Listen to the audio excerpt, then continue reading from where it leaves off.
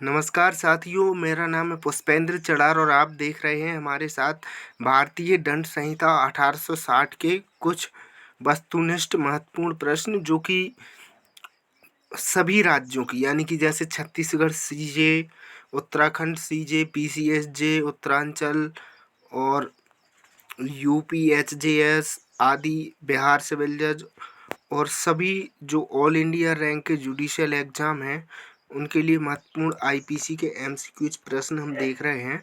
तो पहला प्रश्न क्या है, भारतीय दंड संहिता प्रवृत्त हुई। तो सबको पता होगा भारतीय दंड संहिता 1 जनवरी 1862 से प्रवृत्त हुई थी और ये प्रश्न छत्तीसगढ़ सीजे 2015 में पूछा गया था, उत्तराखंड पीसीएसजे में भी पूछा गया था।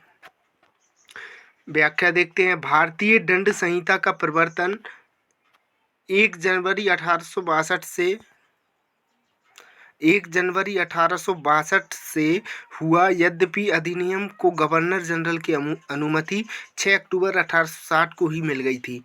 अगला क्वेश्चन देखते हैं। भारतीय दंड संहिता 1860 को अधिनियमित किया गया था। कब किया गया था? इसका राइट आंसर है 6 अक्टूबर 1860 को भारतीय दंड संहिता को अधिनियमित किया गया था, यानी कि गवर्नर जनरल की अनुमति मिली थी। भारतीय दंड संहिता 1860 को गवर्नर जनरल की अनुमति 6 अक्टूबर 1860 को मिली, जिसे अधिनियमित तिथि कहती हैं, यानी कि इनएक्टमेंट डेट। फिर अगला क्वेश्चन देखते हैं। Who is associate with drafting of Indian penal code, यानी कि किसने भारतीय दंड संहिता की ड्राफ्टिंग की, यानी कि प्रारूप बनाया था। तो इसका राइट आंसर क्या होगा? Lord Macaulay. जो लॉर्ड मैकाले हैं वह प्रथम विधि आयोग के अध्यक्ष थे। लॉर्ड मैकाले भारतीय दंड संहिता के ड्राफ्टिंग से जुड़े हुए थे। अगला क्वेश्चन देखते हैं।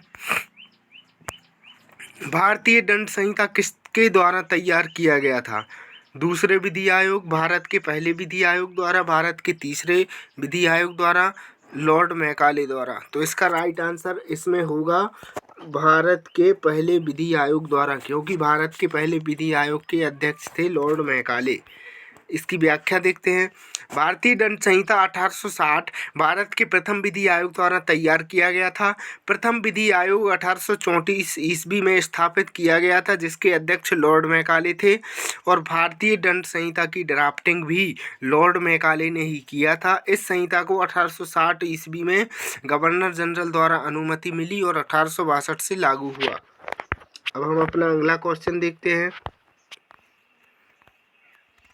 अगला क्वेश्चन है, अपराध ऐसा दोष है जिसकी अनुशास्ती दंड है और जो किसी सामान्य व्यक्ति द्वारा क्षम्य नहीं है। यदि वह क्षम्य है तो केवल सम्राट द्वारा, यानी राज्य के द्वारा। निम्नलिखित में से किस विधि शास्त्री ने ऐसा कहा है? तो इसका राइट आंसर क्या होगा? कैनी। कैनी ने अपनी पुस्तक आउटलाइन ऑफ क्रिमिनल लॉ में अपराध को परिभाषित करते हुए लिखा है कि अपराध एक ऐसा दोष है जिसकी अनुशास्ती दंड है और जो किसी सामान्य व्यक्ति द्वारा क्षम्य नहीं है। यदि वह क्षम्य है तो केवल सम्राट द्वारा। अगला क्वेश्चन देखते हैं। अपराध एक ऐसा कृत्य है जो विधि द्वारा निषिद्ध है तथा समाज के नैतिक मनोभावों के प्रतिकूल दोनों ही होता है। तो इसका राइट आंसर क्या होगा? किसने कहा है ऐसा? स्टीफन, जेम्स स्टीफन के अनुसार अपराध एक ऐसा कृत्य है जो विधि द्वारा निषिद्ध तथा समाज के नैतिक मनोभावों के प्रतिकूल दोनों ही होता है। अगला क्वेश्चन देखते हैं। अपराध एक ऐसा कृत्य है जो विधि द्वारा निषिद्ध तथा समाज के नैतिक मनोभावों के प्रतिकूल दोनों ही होता है। यह विचार अभिव्यक्त किया है। किसने किया है? ये हम देख चुके हैं। 6वें नंबर का क्वेश्चन है, उसमें भी यही दिया है और 7वें में भी यही दिया है। तो इसका राइट आंसर है स्टीफन। 8वां क्वेश्चन देखते हैं। किसी कार्य को निषिद्ध करने या समावेशित करने वाली लोक विधि के उल्लंघन में किया गया कार्य अपराध है। यह कथन किसका है? William Blackstone. अपराध को परिभाषित करते हुए विलियम ब्लैकस्टोन ने कहा है कि किसी कार्य को निषिद्ध करने या समावेशित करने वाली लोक विधि के उल्लंघन में किया गया कार्य अपराध है। हम अपना अगला क्वेश्चन देखते हैं। अगला क्वेश्चन है, प्राचीन समाजों में दंड विधि अपराध विधि नहीं है बल्कि यह दोष विधि है। यह कथन किसका है? यह कथन है सर हेनरी मैन का। इस प्रश्न की व्याख्या देखते हैं। प्राचीन समाजों में दंड विधि अपराध विधि नहीं है बल्कि दोष विधि ही, यह कथन हेनरी मैन महोदय का है। अगला क्वेश्चन देखते हैं। एक अपकार जिसमें पैरवी शासन या उसके अधीनस्थ व्यक्तियों द्वारा की जाती है अपराध है। यह कथन किसका है? यह कथन है ऑस्टिन का। एक अपकार जिसमें पैरवी शासन या उसके अधीनस्थ व्यक्तियों द्वारा की जाती है अपराध है।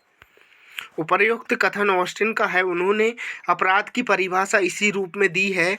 ऑस्टिन के अनुसार आपराधिक प्रकरणों में प्रक्रियाएं प्रभुता संपन्न यानी कि सॉवरेन या उसके अधीनस्थ व्यक्तियों द्वारा ही शुरू की जाती है। अगला क्वेश्चन देखते हैं। आपराधिक विधि के प्रतिकूल कृत्यात्मक दृष्टिकोण को उजागर किया है। किसने किया है? तो इसका राइट आंसर क्या होगा?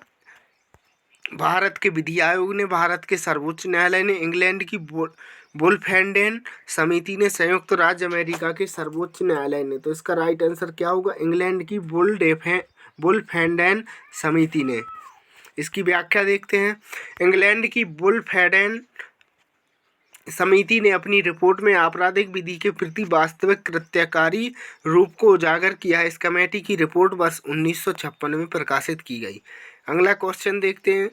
अगला क्वेश्चन है, निम्नलिखित में से सही कथन को इंगित कीजिए।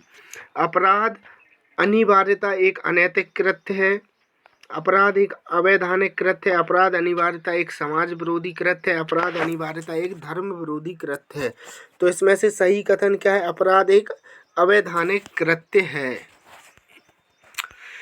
अपराध एक अवैधानिक कृत्य है। कोई अनैतिक कृत्य, समाज विरोधी कृत्य तथा धर्म विरोधी कृत्य तब तक अपराध नहीं हो सकता जब तक कि वह अवैधानिक ना हो, यानी कि कानून द्वारा उसको अवैधानिक घोषित ना किया गया हो। अगला क्वेश्चन देखते हैं। आशय कार्य का लक्ष्य है, हेतु जिसका स्रोत है, यह कथन किसका है? तो इसका राइट आंसर क्या है? ऑस्टिन।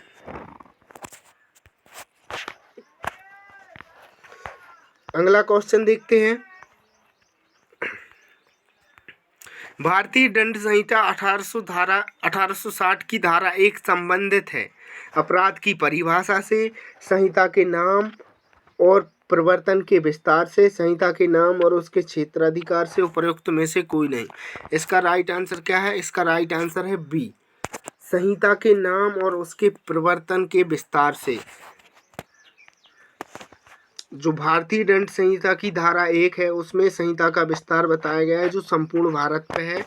पहले 31 अक्टूबर 2019 के पहले इसका विस्तार जम्मू कश्मीर राज्य पर नहीं था, वहाँ पर रणवीर पेनल कोड चलती थी। लेकिन जम्मू कश्मीर के विलय के बाद 370 हटाने के बाद भारतीय दंड संहिता संपूर्ण भारत पर लागू होती है। और भारतीय दंड संहिता का जो संक्षिप्त नाम है वह बियर एक्ट में लैंग्वेज में दिया है केवल भारतीय दंड संहिता। भारतीय दंड संहिता उसका नाम दिया गया है, ना कि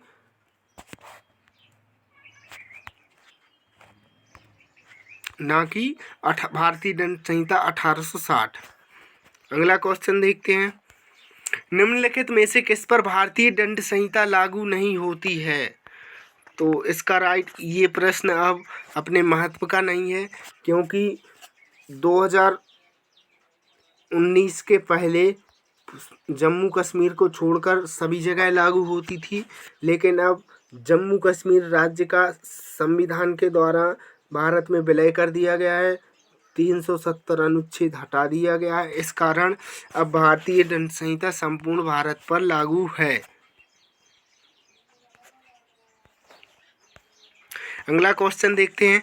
भारतीय दंड संहिता में परिभाषित स्त्री शब्द से तात्पर्य उस मानव नारी से है जिसकी आयु क्या है?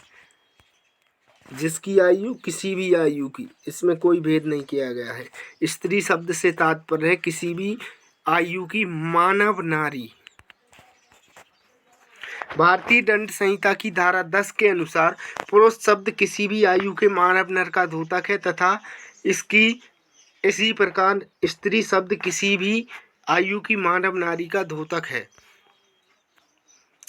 भारतीय दंड संहिता में प्रयुक्त ही शब्द ही वह शब्दावली में सम्मिलित होते हैं। इसका राइट आंसर क्या होगा? नर एवं नारी दोनों, यानी कि पुरुष और स्त्री दोनों, पुरुष और स्त्री दोनों के लिए ही शब्द, वह शब्द का प्रयोग किया गया है। धन्यवाद।